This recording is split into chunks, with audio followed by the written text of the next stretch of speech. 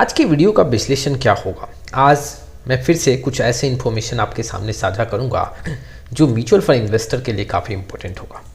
आज जानेंगे कि क्वांट म्यूचुअल फंड ने आखिर क्या चेंजेस किए हैं अपने पोर्टफोलियो में। के सामने आज के मार्केट की स्थिति का आंकड़ा भी रखूंगा और म्यूचुअल फंड इन्वेस्टर के लिए कुछ ऐसे इंपॉर्टेंट इन्फॉर्मेशन, कुछ ऐसे इंपॉर्टेंट पॉइंट जो गिरावट के समय में काफ़ी ज़रूरी है। इस समय ऐसे पॉइंट्स को ध्यान देना आपके लॉन्ग टाइम गोल को काफ़ी ज़्यादा हेल्प मिल सकता है। चलिए शुरुआत करते हैं। लेकिन आप में से बहुत ऐसे इन्वेस्टर हैं जिनको पोर्टफोलियो रिव्यू और डिज़ाइन को लेके इशू है। आप डिस्क्रिप्शन बॉक्स में आए और व्हाट्सएप नंबर के थ्रू कनेक्ट हो सकते हैं। शुरुआत करेंगे कि म्यूचुअल फंड इन्वेस्टर को इस गिरावट में कौन कौन से पॉइंट्स का ध्यान रखना चाहिए। देखो, आज की स्थिति में अगर देखोगे तो आप अपने पोर्टफोलियो में कई बार मार्केट गिरने से आपको नुकसान 2%, 5% आपके प्रॉफिट में कमी देखने को मिलता है। किसी इन्वेस्टर के पास काफ़ी मोटा पैसा लगा हुआ है तो उनका नुकसान भी काफ़ी मोटे अमाउंट के साथ देखने को मिलता है। देखिए, सबसे पहले आपको क्या ध्यान रखना है कि आपको हमेशा अपने पोर्टफोलियो को डे बाय डे चेक नहीं करना चाहिए। देखो, mutual fund specially long time के लिए आप प्लान करते हो तो इसमें हर एक दिन अपने पोर्टफोलियो को चेक ना करो कि आज रिटर्न कैसा है, आज गिर गया, आज यहाँ पे ज़्यादा तेज़ी देखने को मिल रहा है, मेरे पोर्टफोलियो में रिटर्न कितना देखने को मिल रहा है।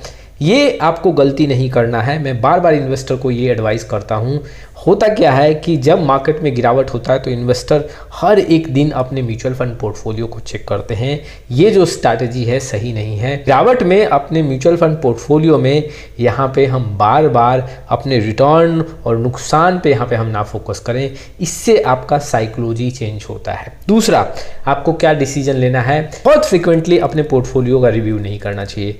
मैंने आज अपने पोर्टफोलियो को रिव्यू किया, मार्केट गिर गया, फिर आपने रिव्यू कर दिया, फिर मतलब हर 15-20 दिन पे आप अपने पोर्टफोलियो का रिव्यू कर रहे हो, ये एक गलत डिसीजन होगा। देखो, होता क्या है, जब मार्केट में गिरावट होता है तो कई बार आप इमोशनली अपने पोर्टफोलियो से काफ़ी लिंक हो जाते हो और कई बार इमोशनली आप अपने म्यूचुअल फंड पोर्टफोलियो के अगेंस्ट काफ़ी गलत डिसीजन ले लेते हो। कई बार आपने देखा मार्केट में गिरावट हुआ, आपने अपना पोर्टफोलियो चेक किया और फिर फंड का क्वालिटी चेक करना स्टार्ट कर दिया। अब कोई एबीसी म्यूचुअल फंड है, अब आपने देखा कि इस कैटेगरी में तो 10% का गिरावट है, लेकिन इस म्यूचुअल फंड ने तो 12 से 15% का गिरावट दिया है। इमोशनली कुछ गलत डिसीजन लेते हो, वैसे फंड में एसआईपी बंद कर दोगे या वैसे फंड से बाहर निकल जाओगे, जो कि सही डिसीजन नहीं है। हमेशा आपको लंबे समय का प्लान करना चाहिए, जबकि इन्वेस्टर यही गलती करते हैं, छोटे छोटे ड्यूरेशन के लिए वो प्लान करना स्टार्ट करते हैं।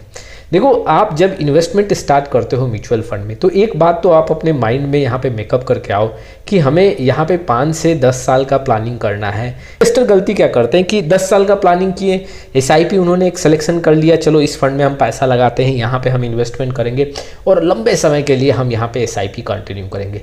लेकिन जैसे जैसे उस फंड में समय देते हैं, छोटे गोल का एक्सपेक्टेशन वैसे पोर्टफोलियो और वैसे फंड से देखने को मिलता है कि 6 महीने में कितना रिटर्न मिला, 1 साल में कितना रिटर्न मिला, क्या हम लॉन्ग टाइम में इतना रिटर्न अचीव कर पाएंगे कि नहीं कर पाएंगे। मतलब शुरुआती के 6 महीने और 8 महीने में वो ये मेजरमेंट करने लगते हैं कि अगर 8 महीने में पैसा बना है तो हमें 5 साल में कितना पैसा बनेगा, और अभी अगर 8 महीने में बुरा स्थिति है तो आने वाले 5 साल में कितना बुरा स्थिति हो सकता है। बस वो ऐसे रिसर्च करना स्टार्ट कर देते हैं, जो कि एक गलत डिसीजन है। आज के टाइम में जो मार्केट में दबाव है, इन्वेस्टर ऐसी गलतियां काफ़ी ज़्यादा कर रहे हैं और आपको ऐसे गलतियों से बचना है। अब चलिए क्वांट म्यूचुअल फंड से रिलेटेड कुछ इन्फॉर्मेशन मैं आपके सामने साझा करता हूँ। 27 ऐसे फंड हैं जिसमें यहाँ पे फंड मैनेजर चेंज हुए हैं। फंड मैनेजर चेंज हुए, इट मीन कि स्वैप हुए हैं। एक फंड मैनेजर दूसरे फंड को अब देख रहा है, दूसरा फंड मैनेजर तीसरे फंड को देख रहा है। यहाँ पे मैनेजमेंट टीम चेंज होता हुआ देखने को मिला है। तो कई ऐसे फंड्स हैं, उनके फंड मैनेजर भी आपको चेंज होते हुए देखने को मिलेंगे। लेकिन अगर मैं दिसंबर का आंकड़ा देखूं, अगर मैं जनवरी का आंकड़ा देखूं, दिसंबर 2024, जनवरी 2025 का आंकड़ा देखूं, तो यहाँ पे अब फिर से क्वांट म्यूचुअल फंड ने अपने कुछ यहाँ पे स्टॉक्स में चेंजेस किए। लगातार अगर देखोगे तो क्वांट म्यूचुअल फंड हाउस के साइड से स्टॉक्स में चेंजेस हो रहे हैं, लेकिन रिटर्न वैसा कुछ बनता हुआ नहीं देखने को मिल रहा है। अब यहाँ पे क्वांट म्यूचुअल फंड हाउस अपना स्ट्रैटेजी चेंज कर रही है और आने वाले समय में हो सकता है इस स्ट्रैटेजी का कुछ रिजल्ट देखने को मिले। और यहाँ पे मैं 2 म्यूचुअल फंड आपके सामने रखूंगा, क्वांट स्मॉल कैप और मिड कैप का आंकड़ा रखूंगा। ऐसे म्यूचुअल फंड के पोर्टफोलियो में क्या बड़े चेंजेस हुए हैं आप देख सकते हो। सबसे पहले मैं quant small cap mutual fund का आंकड़ा रखता हूं। देखो, अगर देखा जाए तो क्वांट स्मॉल कैप में यहाँ पे रिलायंस इंडस्ट्री में एलोकेशन इंक्रीज किया गया है, जो कि पहले 8.99% का था, जो बढ़ के अब 10.34% देखने को मिला है। यहाँ पे जो एलोकेशन यहाँ पे ऐड हुआ है, जैसे कि अगर अदानी पावर की बात करोगे तो अदानी पावर में करीबन 2.3% यहाँ पे ऐड होता हुआ देखने को मिला। आरबीएल बैंक में 2.42% का यहाँ पे देखने को मिला, जो कि यहाँ पे दिसंबर 2024 में कुछ आंकड़ा नहीं था। अगर मैं बोलूँ कि आंकड़े कहाँ कम हो रहे हैं तो आप देख सकते हो जियो फिनेंशियल सर्विस में यहाँ पे इस म्यूचुअल फंड के साइड से एलोकेशन कम किए गए हैं, जो पहले 5.89% था वो घट के अब 5.05% देखने को मिला। ठीक ऐसे ही एजिस लॉजिस्टिक की बात करें तो यहाँ भी अगर आप देखोगे जो 4% के ऊपर का आंकड़ा था वो घट के 3.67% देखने को मिला। Aditya Birla fashion and retail की बात करें तो यहाँ पे जो है वो इंक्रीज हुआ है, जो पहले 3.38% था वो अब 3.5% देखने को मिला।